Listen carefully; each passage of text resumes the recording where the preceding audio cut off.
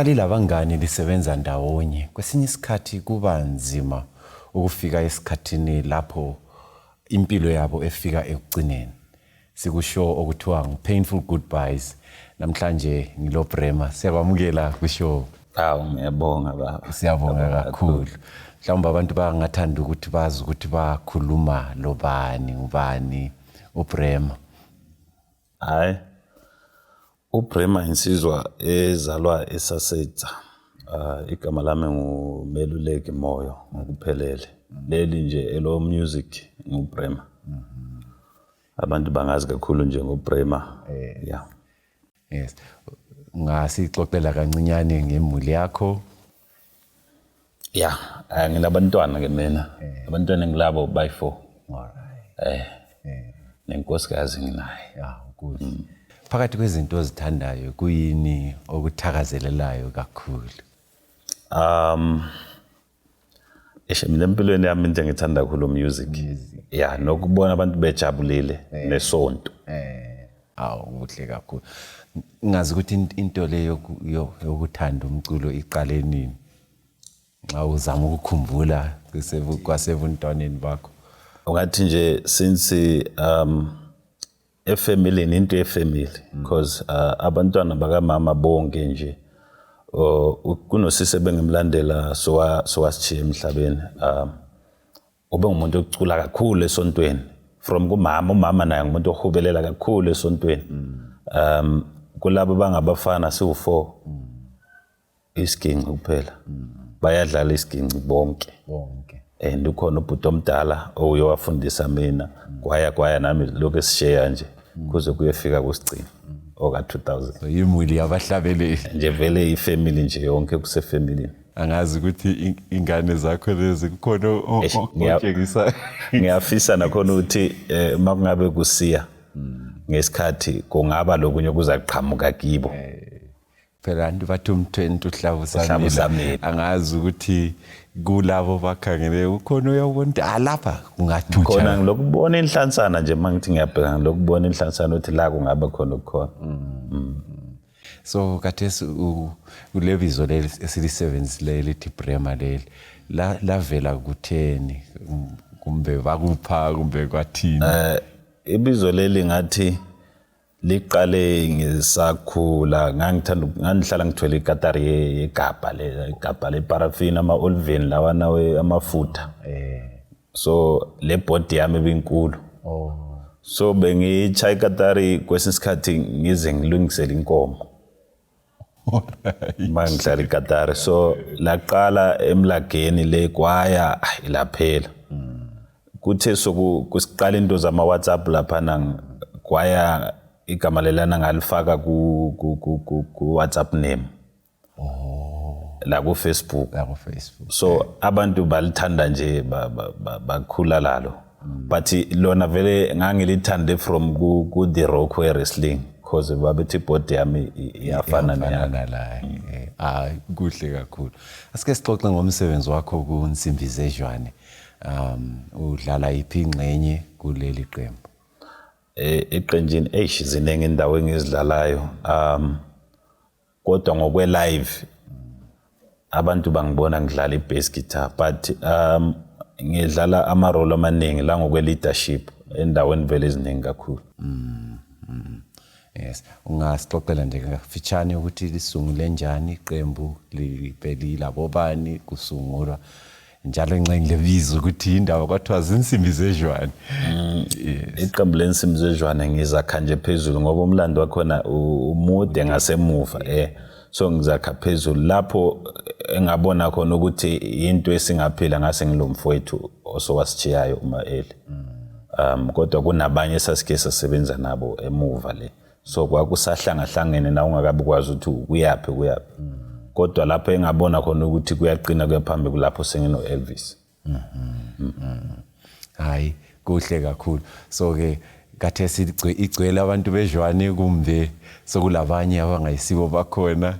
Into engijabulisayo ukuthi Insimbi Zedlwane kwakuyindlela yokuthi indawo yakithi ingasali phansi ngoba ngesikhathi ma ngiliqala ngangibuke ukuthi abaculi abaningi ababeqala kwakusiba khona le nto ebakhona nami ngihawukele but izophela ugcine ususiza ubuhlungu ukuthi okay lapho kwasala so saqhubeka thina lokho sisebenzisa le igama manje athi sokuyiqembe selikhulile angeke ngisasho ukuthi ngele sokungele cholocho ngoba laqala khona kodwa sokuyiqembu lomhlaba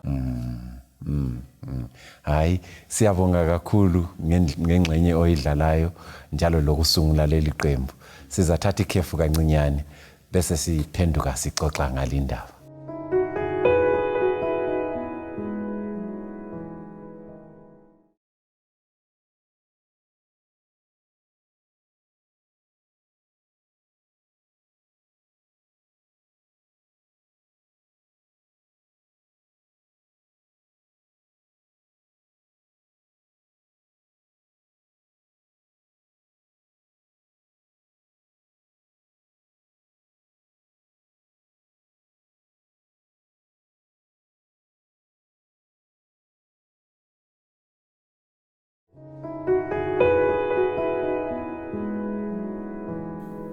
Selamukela ababukeli labalaleli kuhlelo uPainful Goodbyes lapha ngilo Brema ongomunye wensimbi zejwane siyakwamukela njalo kuhlandla lesibili sike saxoxa lapha ekuxoxeni kwakho ukuthi sasilomfowethu uMaeli osowasichiyayo ingxenye ungasilandisela ukuthi ngosuku lwakhona kwahamba njani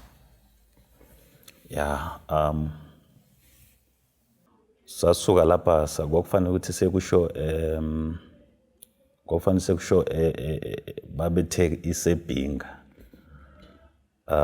isho lana yayi baphinda batshintsha mase sisebhinga sesifikile isho bathi seHarare so ngokuba kwakunzima ukwenza ifollow up ukuthi kanti kuhambe njani uba wenze lento yonke lento kwabanzima ukuthi sikube ne follow up kodwa ke sasuka sihamba sayofika eBhinga masifike eBhinga sesifona ukuthi sesifikile la eBhinga ngoba kwakuthiwe kuna la sizolala khona bathi hayi isho ayisekho eBhinga kumele siye eHarare salala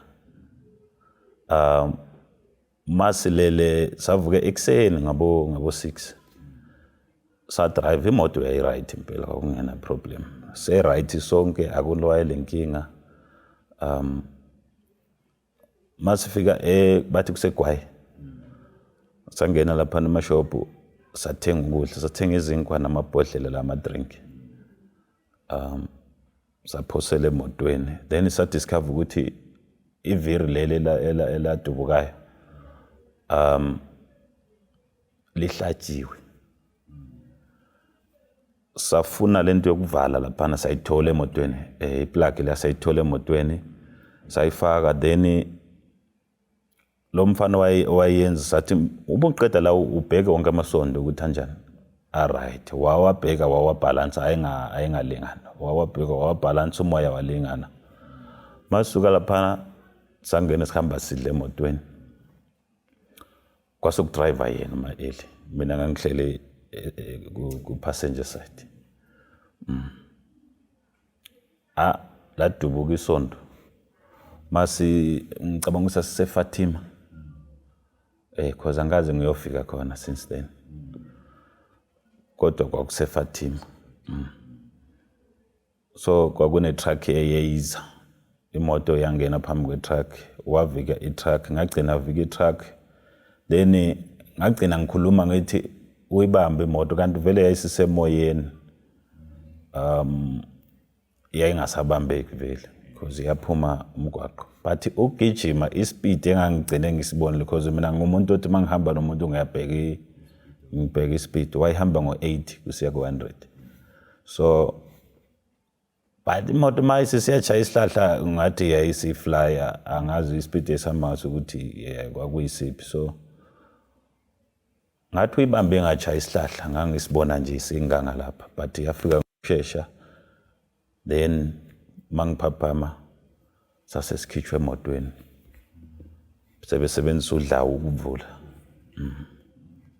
so saphuma ke emotweni ngicabanga ukuthi kwabaye kumgcina lapho umfowethu sise ambulance but ngangingasamboni ngoba nami ngangisesimene esasinzima ukuthi igazi beliphuma ngamehlo because ngangilimele la. So kwaba isimo esinzima ukuthi ngagcina ukukhuluma naye lapho siku-ambulance. Yayibona, so ungabe usawakhumbula amazwi elaliwa xoxa angabe ngokugcina ngaphandle kokuthi ngangilokho engishilo nje ngithi akukho umuntu ozoshiya la emotweni.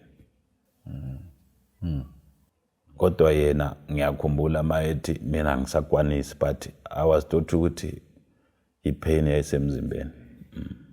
So ngizama ukulandela amazwi athena akukho umuntu ozasitshiya ukuthi it's because of ipain engangiyizwa emzimbeni. Ngangizizwa nami ukuthi anginawo amandla. Kodwa angifuni ukuthi ngizithole lami sengidlulile emhlabeni. Angifuni ukuthi one of wabafowethu adlule emhlabeni. So kodwa ke ngoba nami ngangingumuntu, labo bengabantu kwasuka kwabenela. Omunye vele wayesetshonile because watshonela esportini la isalimalela khona. so owamnanzelelayo lo wasalayo wamnanzelela yini kumba usamnanzelelanga uMaviri mangiphuma emotweni bengasakwazi ukuzilawula bese ngilawulwa ngabantu bangikhipha bangibeka lapha. Then bathi lo munye seshonile. And then laba benawo amandla ukubona mangibuza sengibuza because ngangilo ngiqhubekile ngibuza ngilele lapha. Bathi ochonile nguMaviri. So ngizama ukucabanga ukuthi usizwa ukuthi uMaviri kasekho usetshonile kwafikani ku kwakuvele sokulento nje ayisikhuluma emzimbeni ukuthi ayi la ngathi akusoze kuhambe kahle. Kwakulento vele ayisikhuluma ukuthi akusoze kuhambe kahle, kodwa ngokuthi ngangingenawo amandla ukuthi ngizothini vele nje kwasokubuhlungu. Nganginovalo futhi ukuthi ngendlela nami bengilimele ngakhona namanje kusasenzima ukuthi esikhathini esiningi mangacabanga ngento yakhona kuba kuyafika ubunzima.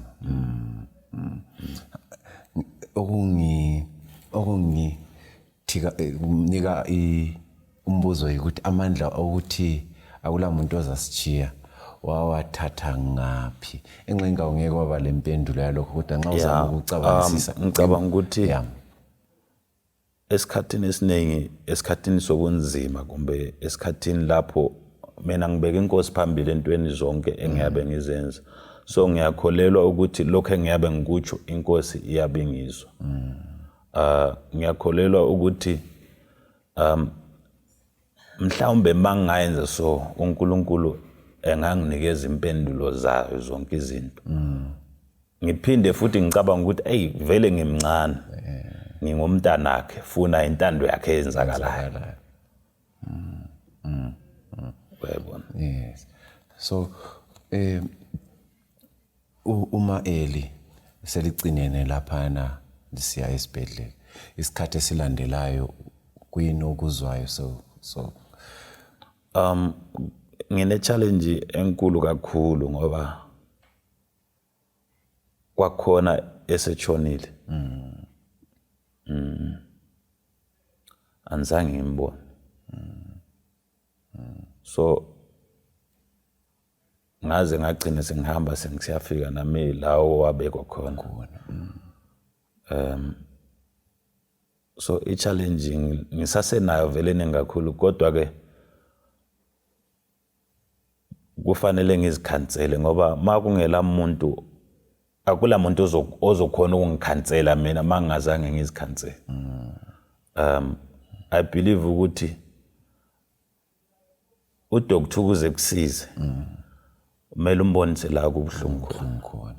Angeke aphonge ukubamba nje akulaphe. So nginethemba ukuthi lento le mina emokufanele ngiqale ngi-accept kuqala ukwenzela ukuthi khona ngizokwazi ukusizwa even ngabantu mabangikhulumisa kumbe bathi ngikhulume ngayo sometimes kuyafika isikhathi sokuthi kuba nzima kwesinye isikhathi kube lula uyabona but manje ke sokungcono akusafani nasekuqaleni ngoba kumele ukuthi ekugcineni umuntu eyamukele ukuthi isimo vele sesinje. Ngizama ukudinga futhi njalo ukuthi bakwazisa njani ukuthi uma-Eli laye sejonile. Esibhedlela bafika angeke ngibabale bonke but ababili engababona lapha kwakungu Richard Mdluli kwazofika omunye kwakungu Ezra Chisa Sibanda.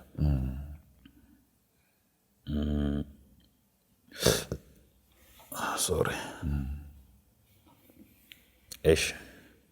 Kwakunzima because kwamina ngangilindele because ngangilokhu ngizibuza ukuthi hawu manje abafana bami ngiyababona bonke laba khona abangekho lana mangibuza bayathi ukuthi hayi bakho wadi leyana ubani lo bana balapha pho lo wamunga angithole impendulo. So bathi befika vele ngase ngikulindele ukuthi kusho ukuthi kungaba khona ukukhona. Wakwamukela njani sebekwazisa lokho? Ya uyabona kwesinye isikhathi impi mayisifika usuyilindele kuba nzima khona uyabuhlangane naye i-challenge but ngase ngikulindele vele ukuthi la kukhona ukukhona ngoba vele ngimdala ngingaka ngase ngibona nami because even kwamina ama-pain ayengasafani njengokuba ngisuka ngale esportini la esalimalela khona. So uma siqathanisa ubuhlungu obabusemzimbeni lobuhlungu obusenhliziyweni angilasikali sokulinganisa kodwa ngizama ukudinga ukuthi ubuhlungu obasobubukhulu yibuphi. Eqinisweni angeke ngikwazi ukukwahlukanisa angifuni ukuqamba amanga angeke ngikwazi ukuhlukanisa ngoba even lamanje ngingcono kokulimala but ukuluza abafowethu labo bengisebenza nabo kuyohlala kukhona njalo. Kuyafika isikhathi sokuthi isilonda sakhona siyaba sitsha nyu and ubuhlungu baloko ukuthi ungabiza umuntu oseceleni umtshele ukuthi hey phela la ngibhekane ne-challenge kodwa uyabengela indlela ongakusiza ngayo. Yikho ngize ngathi kumele ukuthi uhlangana nama-challenge anjengalawa omunye wathi kimi liqiniso ukuthi kumele uzikhansele wena kuqala and eqinisweni akumina ngedwa ngibhekane nale nkinga ngiyakwazi ukuthi sibaningi kiyo. Kubalulekile ukuthi kulezi zinto empilweni ezingeke zachazeka ngamazwi ngendlela waphatheka ngayo kuba lezi zinto njalo engathi ziba yisikhumbuzo zokulahlekelwa angazi ukuthi yizipho uyawuhlangane lazo ukuthi into le ihle kukhumbuze uMaviri lo ma-Eli. Ya empilweni maningi ama-challenges aciche ehambisane njengoba utsho kuyafika isikhathi lapho kusiba lezi nkulumo lezi nxushunxushu uphinde ufisa ukuthi ngabe umfowethu khona ngabe ngiyakwazi ukuthi into enje siyenza njani manje kathesi asiyenze njani kufanele ngibe kwazi ukuthi ngiyenza njani. Asiyibambe khona lapho sizathatha ikhefu kancinyane bese siphenduka siqedisa ingxenye yesithathu. All right.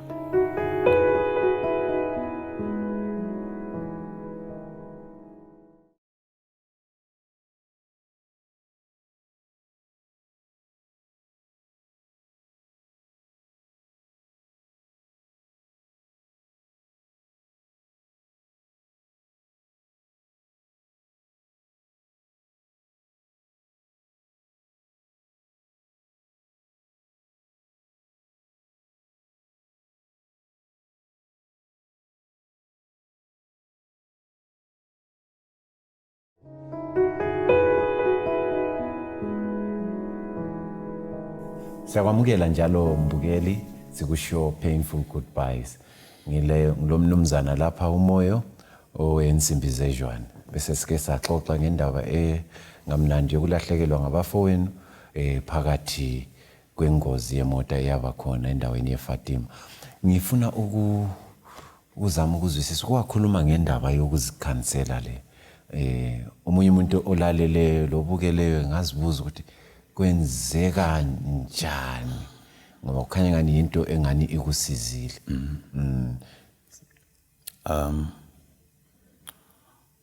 Lamagama ngawathola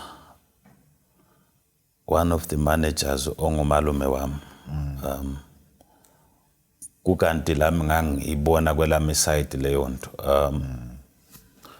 Kuyasiza kakhulu ukuthi uzikhansele. And indlela yokuqala uzikhansela ngayo ngayibeka ngithi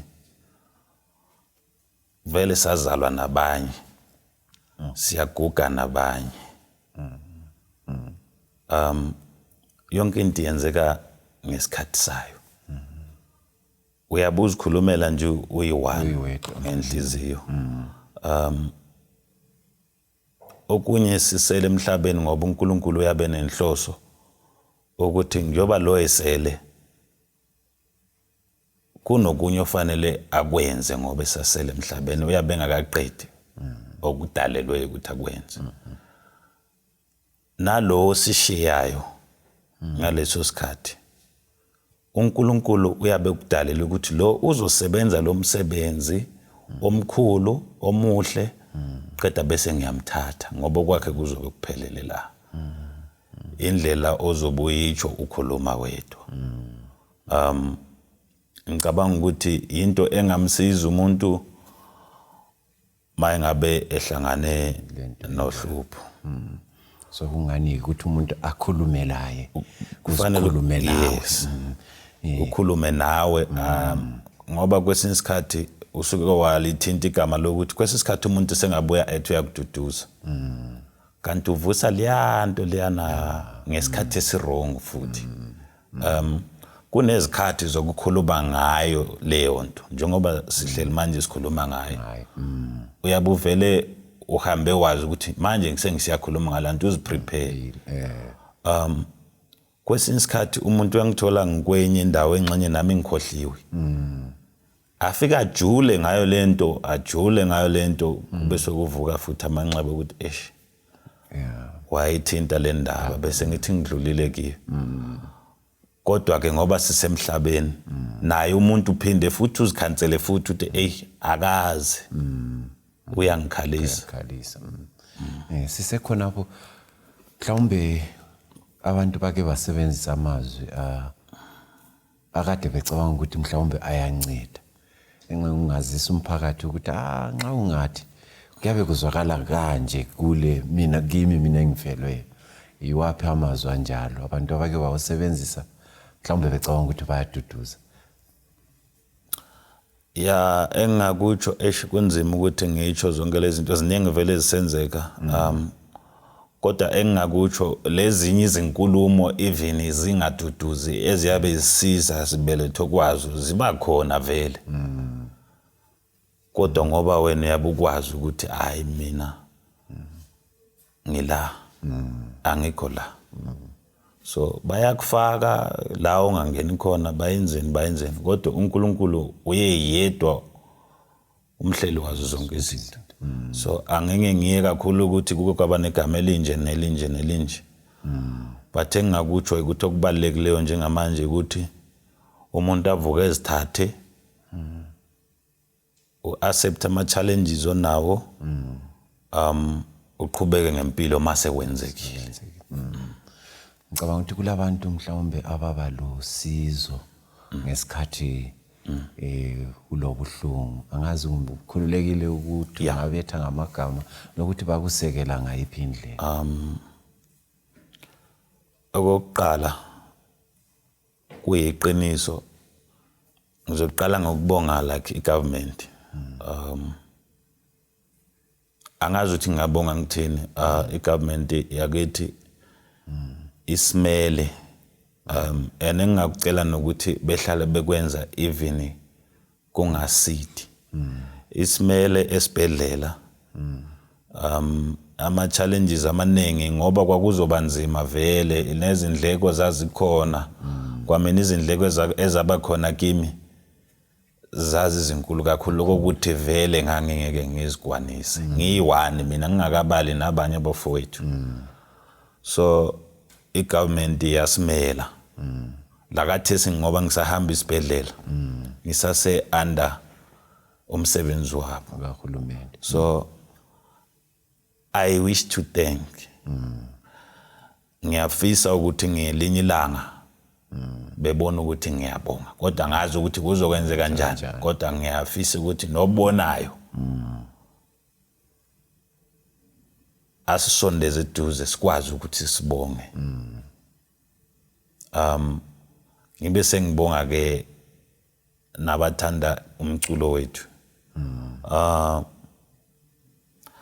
basebenza kunamandla kakhulu throughout basebenza kakhulu angeke ngikwazi ukubala abantu ngamagama ngamkhozi akekho umuntu owayesilahlela izandla even namanje khona engisathi mangithi lapha sengibambeke la bekwazi ukuthi bethi hayi mfana wami akwazi ukubambe kusasela asidlule la uzube right so ngiyabonga abantu nabanjalo ngiyababonga kakhulu beqhubeke nathi sizoqhubeka futhi ngokunjalo sizama ukuthi into esiyenzayo iqhubekele phambili ibukeka enhle Siyabonga kakhulu ukuthi wabelane lathi indaba ebuhlungu kodwa encedisa abanye abadlula phakathi kwalokho. Mina uSikhumbuzo Dube kanye lo Meluleki Moyo uBrema siyabonga kakhulu labanye abasisekelayo ngale kusithekeni. It's painful to say